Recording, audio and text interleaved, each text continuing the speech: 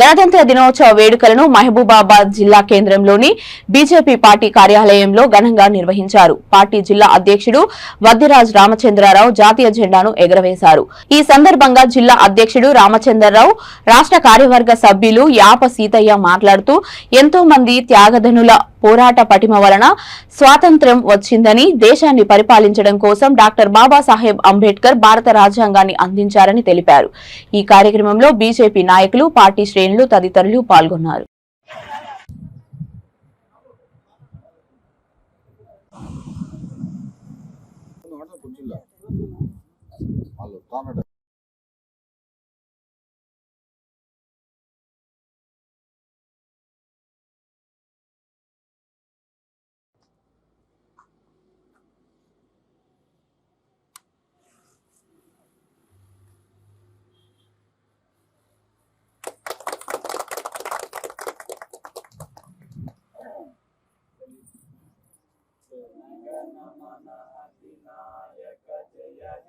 जल जितरंगा तव शुभ नामे जागे तव शुभ आशीष मागे गाये तव जय गाथा जनगण मंगलदायक जय हे भारत भाग्य विधाता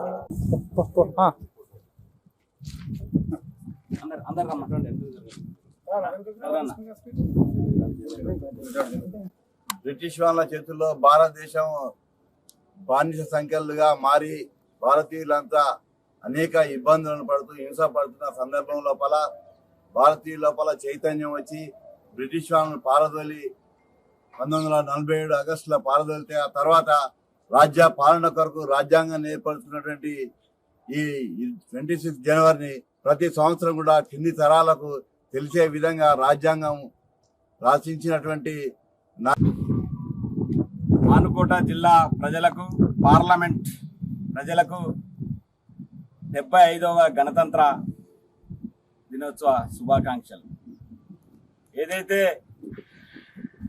భారతదేశానికి స్వాతంత్రం కోసం ఎంతో మంది పోరాటం చేసి సాధించుకున్నటువంటి స్వాతంత్ర దేశాన్ని మనం ఏ విధంగా పరిపాలించుకోవాలన్న దాని దృష్ట్యా ఆనాడు కమిటీ ఆ కమిటీకి చైర్మన్ గా ఉన్నటువంటి బాబాసాహెబ్ డాక్టర్ అంబేద్కర్ గారు మనకు రాజ్యాంగాన్ని అందించడం జరిగింది. ఆ రాజ్యాంగాన్ని భారత ప్రభుత్వం ఆనాడు 1950 జనవరి 26వ తారీఖున అమల్లోకి వచ్చినటువంటి దినం.